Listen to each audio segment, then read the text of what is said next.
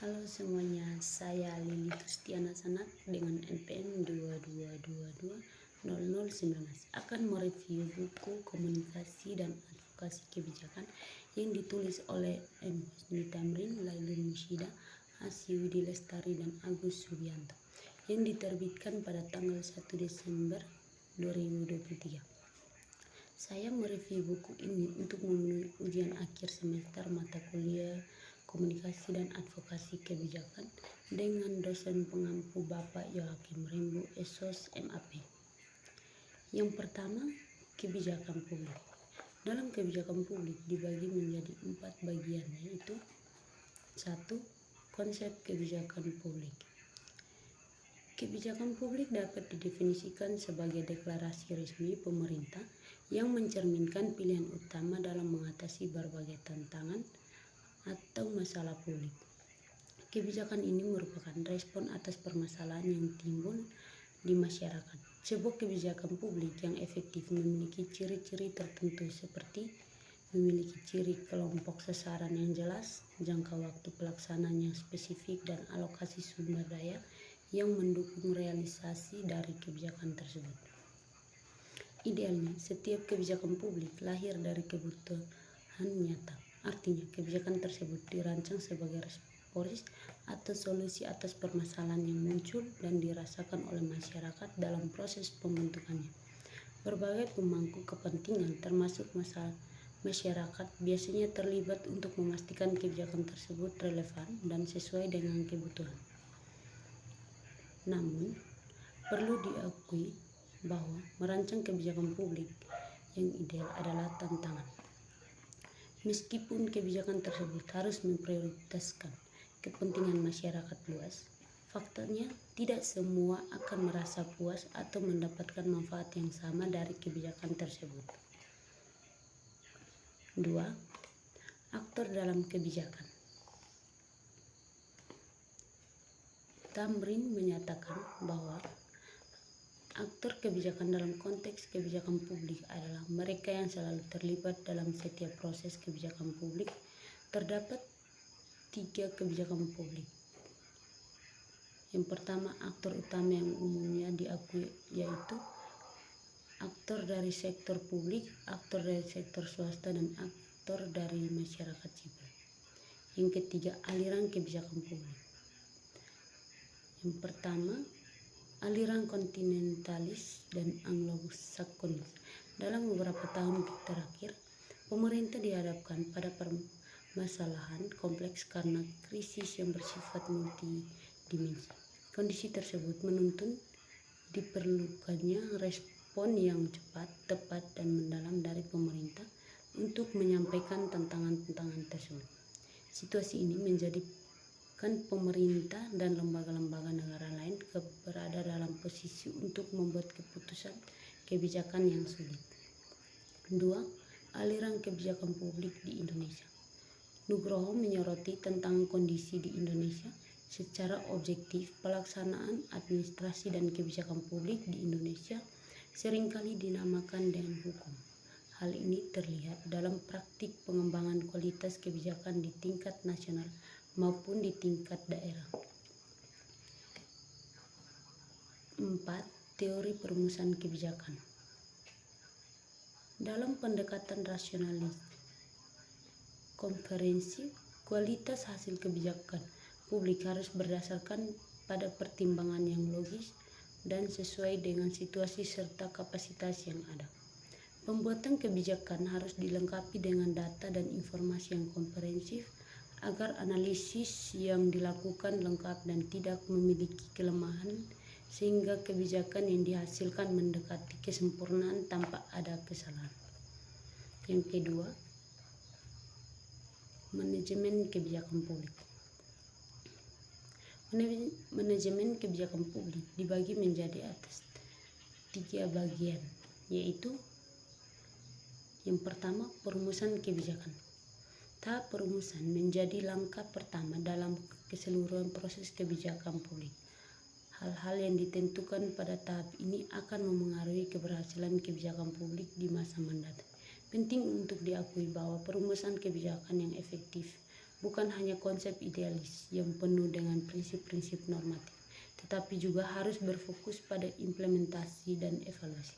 Kesalahan umum yang sering dilakukan oleh pembuat kebijakan adalah menganggap kebijakan yang baik hanya berisi ide-ide ideal tanpa mempertimbangkan realitas di lapangan. Perumusan kebijakan level konseptual tidak sekedar mencerminkan gagasan atau pandangan para pemimpin yang mencerminkan anggotanya. Parson menjelaskan bahwa perumusan kebijakan juga mencakup pandangan masyarakat atau opini publik dan ekspresi keinginan masyarakat atau suara publik. Mengingat pembuatan kebijakan pada hakikatnya selalu dipengaruhi oleh berbagai nilai dan kepentingan sehingga tidak pernah netral dari beragam kepentingan yang ada. Yang kedua, implementasi kebijakan. Hal terpenting dalam kebijakan publik adalah implementasi kebijakan. Apabila suatu kebijakan telah diputuskan, maka kebijakan tersebut tidak akan berhasil dan tidak akan terwujud jika tidak dilaksanakan. Subianto mengatakan, upaya implementasi kebijakan memerlukan keahlian dan keterampilan untuk memahami permasalahan yang ada sehingga posisi birokrasi menjadi strategi. Dapat dikatakan bahwa implementasi suatu kebijakan adalah suatu proses penerapan kebijakan tersebut. Pelaksanaan kebijakan dilakukan berdasarkan pada pedoman yang ditetapkan dan menuju tujuan yang ditetapkan atau disepakati, sekaligus memberikan dampak pada masyarakat. Yang ketiga, evaluasi kebijakan. Evaluasi kebijakan dijalankan untuk mengukur sejauh mana kebijakan publik berjalan efektif dan dapat dipertanggungjawabkan kepada publik guna mencapai gagasan yang telah ditentukan. Evaluasi ini bertujuan untuk mengidentifikasi perbedaan antara harapan dan realitas.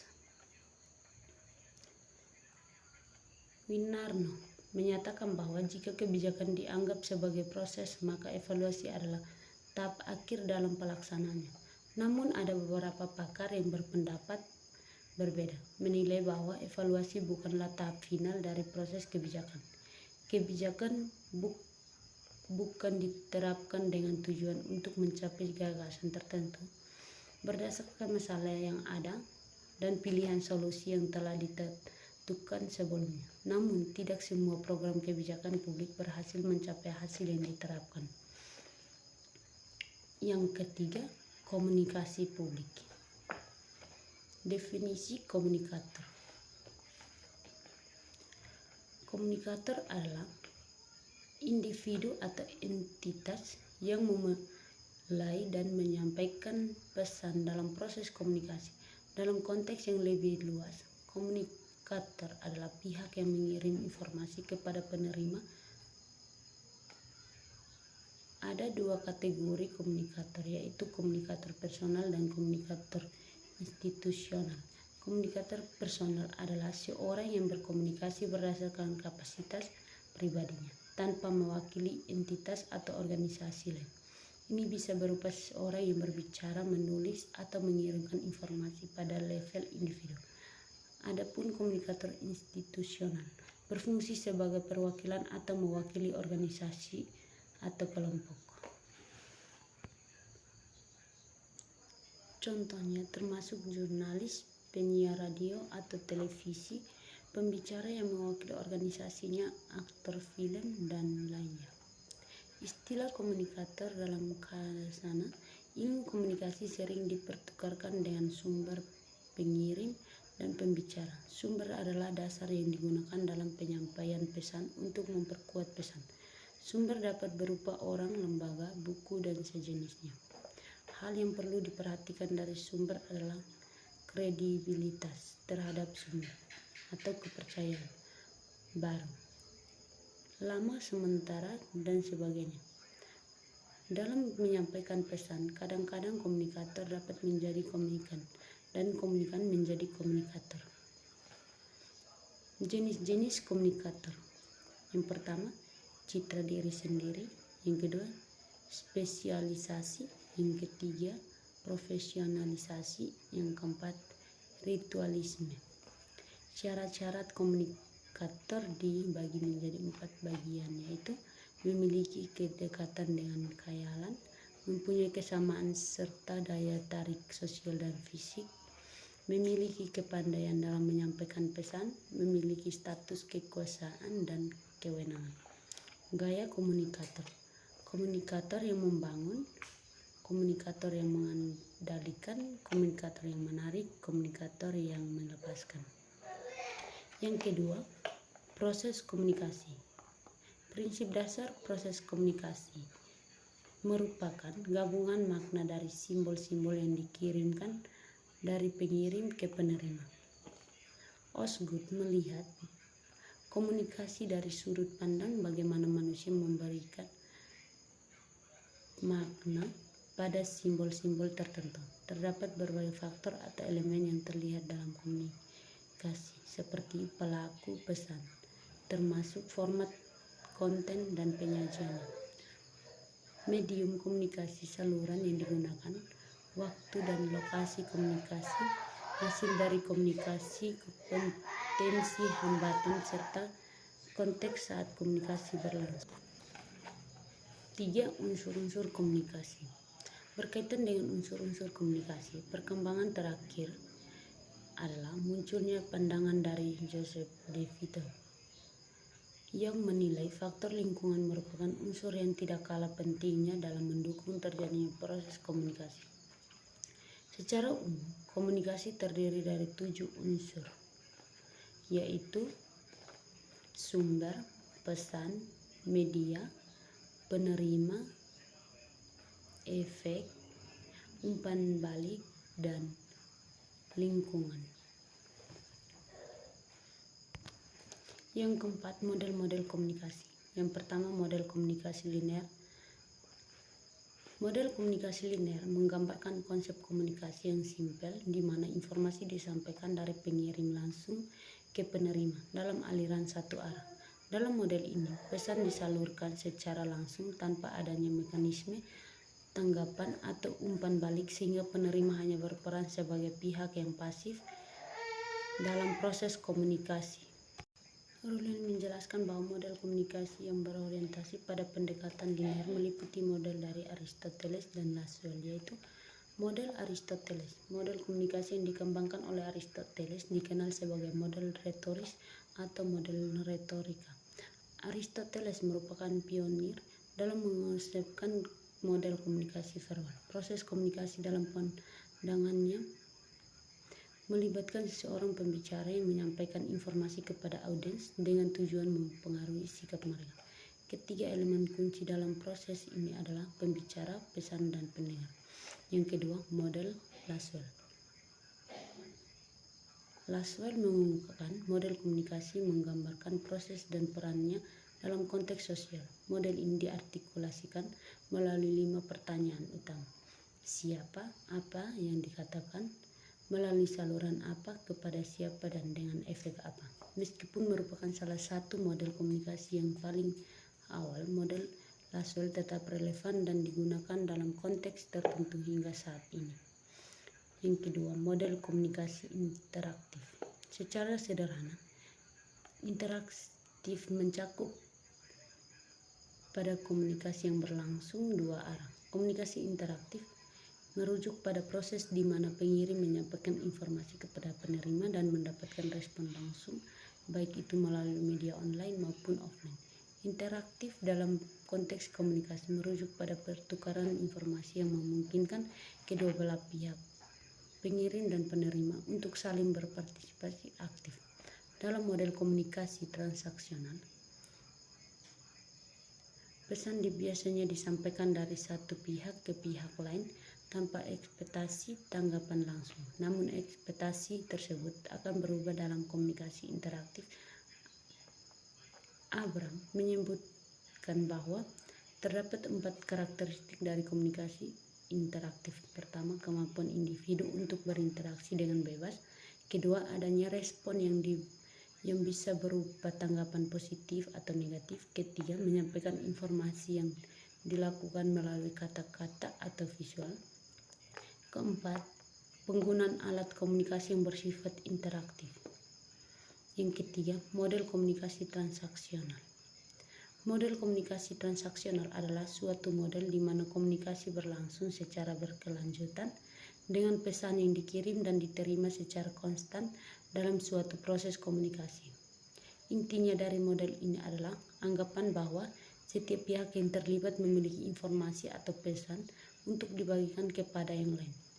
Ini menekankan adanya pertukaran informasi dan berkelanjutan di mana setiap pihak memiliki kontribusi atau sesuatu yang disampaikan dalam interaksi tersebut. Yang keempat, bentuk-bentuk komunikasi. Komunikasi yang pertama itu komunikasi intrapersonal. Komunikasi intrapersonal terdiri dari 3 elemen kata, yaitu komunikasi intra dan personal atau individu. Komunikasi ini didefinisikan sebagai proses di mana informasi ditukarkan antara individu melalui simbol-simbol, tanda-tanda atau perilaku. Adapun istilah personal merujuk pada hal yang bersifat individu atau khas individu. Komunikasi intrapribadi atau yang juga dikenal sebagai komunikasi intrapersonal adalah suatu bentuk komunikasi yang terjadi dalam batin seseorang. Ini melibatkan bagaimana individu berkomunikasi dengan dirinya sendiri atau berbicara pada dirinya sendiri. Ini terjadi karena setiap individu dapat menjadi subjek bagi dirinya sendiri dengan menggunakan simbol-simbol yang digunakan dalam proses komunikasi. Melalui simbol-simbol ini, apa yang dikomunikasikan seseorang kepada orang lain bisa memiliki arti yang sama bagi dirinya sendiri seperti halnya bagi orang lain. Canggara menjelaskan komunikasi interpersonal sebagai suatu proses komunikasi yang berlangsung di dalam diri seseorang yang pada intinya adalah berkomunikasi dengan dirinya sendiri. Ada beberapa dalam komunikasi interpersonal, yaitu stimulus, persepsi, pengolahan rangsangan, dan transmisi. Adapun fungsi komunikasi interpersonal yaitu meningkatkan kesadaran diri, meningkatkan rasa percaya diri, meningkatkan manajemen diri, meningkatkan motivasi diri, meningkatkan konsentrasi, meningkatkan kemandirian, dan meningkatkan kemampuan beradaptasi. Yang kedua, komunikasi interpersonal.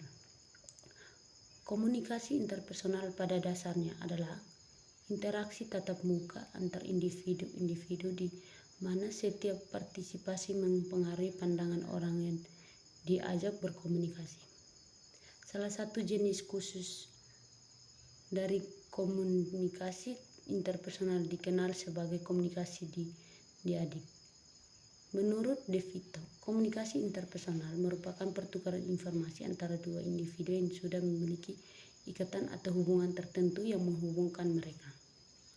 Sebagai contoh, komunikasi interpersonal bisa berlangsung antara seorang ibu dan anaknya, antara dokter dan pasiennya, atau antara dua orang yang sedang melakukan wawancara. Ketiga, komunikasi kelompok. Komunikasi kelompok terjadi ketika seorang komunikator berinteraksi dengan sebuah kelompok yang terdiri dari dua orang.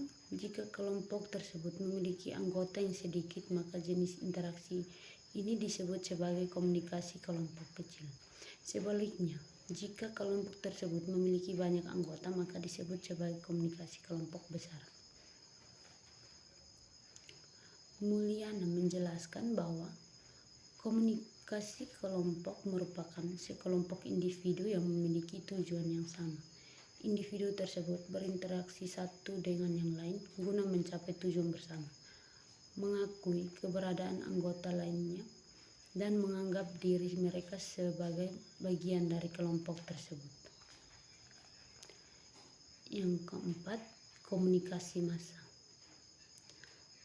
Tan mengartikan komunikasi massa sebagai jenis komunikasi yang bermanfaat media untuk menghubungkan komunikator dengan sejumlah besar audiens yang tersebar luas, heterogen, serta dapat menimbulkan efek khusus. Adapun Nuridin mendefinisikan komunikasi massa sebagai komunikasi yang dilakukan melalui media massa, termasuk media cetak dan elektronik. Nuridin menambahkan bahwa komunikasi massa memiliki ciri-ciri sebagai berikut. Yang pertama, komunikator melembaga. Komunikator bersifat heterogen, pesannya bersifat umum, komunikasi berlangsung satu arah. Yang berikut fungsi komunikasi massa. Yang pertama, informasi, kedua hiburan, ketiga sosialisasi, keempat memajukan kebudayaan, yang kelima motivasi, keenam pendidikan, dan ketujuh perdebatan diskusi. Yang kelima, advokasi. Pengertian advokasi. Advokasi berasal dari bahasa Belanda, yaitu advokat atau advocatur, yang berarti pengacara atau pembela. Oleh karena itu, istilah advokasi ini sangat lekat sekali dengan profesi hukum. Adapun kata advokasi dalam bahasa Inggris mempunyai definisi sebagai to advocation, yang mempunyai definisi tidak hanya membela, melainkan juga dapat berarti mengemukakan atau memajukan, menciptakan, dan melakukan perubahan. Advokasi memiliki dua makna utama. Pertama, berkaitan dengan profesi seseorang sebagai advokat yang memperjuangkan keadilan bagi kliennya di pengadilan. Kedua, menyangkut tindakan mendukung atau memperjuangkan suatu tujuan atau maksud tertentu secara umum, tidak terbatas hanya di lingkungan peradilan. Advokasi juga dapat dipahami sebagai upaya terorganisasi dan sistematis oleh individu atau kelompok untuk mengangkat suatu isu ke ranah kebijakan, mendorong pembuatan kebijakan agar mengatasi isu tersebut, serta menciptakan dukungan terhadap kebijakan yang diimplementasikan untuk menangani isu itu. Advokasi menjadi salah satu upaya untuk mengaruhi kebijakan publik dengan beragam cara komunikasi. Yang kedua, jenis-jenis advokasi. Dalam konteks pengembangan masyarakat terdapat dua kategori advokasi yang diidentifikasikan, advokasi per kasus dan advokasi berdasarkan kelas. Sementara itu, advokasi kelas berkaitan dengan aksi-aksi yang dilakukan mewakili sekelompok individu dengan tujuan memastikan hak-hak mereka dalam mengakses sumber daya dan peluang-peluang tertentu. Tujuan utama dari advokasi jenis ini adalah mempengaruhi atau mengubah regulasi hukum dan kebijakan publik baik di tingkat daerah maupun nasional. Advokasi ini seringkali melibatkan langkah-langkah politik dengan niat untuk mempengaruhi keputusan dari pihak penerima yang berwenang. Yang ketiga, unsur-unsur advokasi.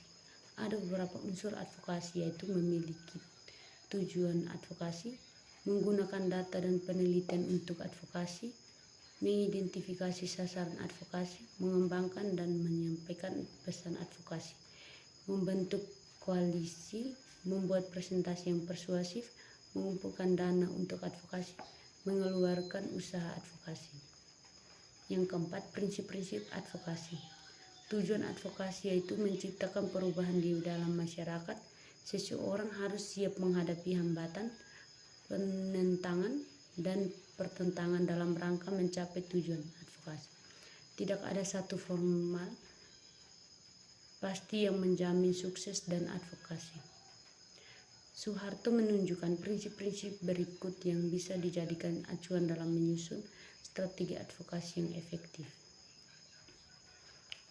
Dalam menjalankan advokasi penting untuk memiliki pendekatan yang realistis. Keberhasilan advokasi terletak pada pemilihan isu dan agenda yang spesifik, jelas, dan bisa diukur. Seseorang harus memiliki dan menetapkan prioritas karena tidak mungkin menangani semua hal sekaligus.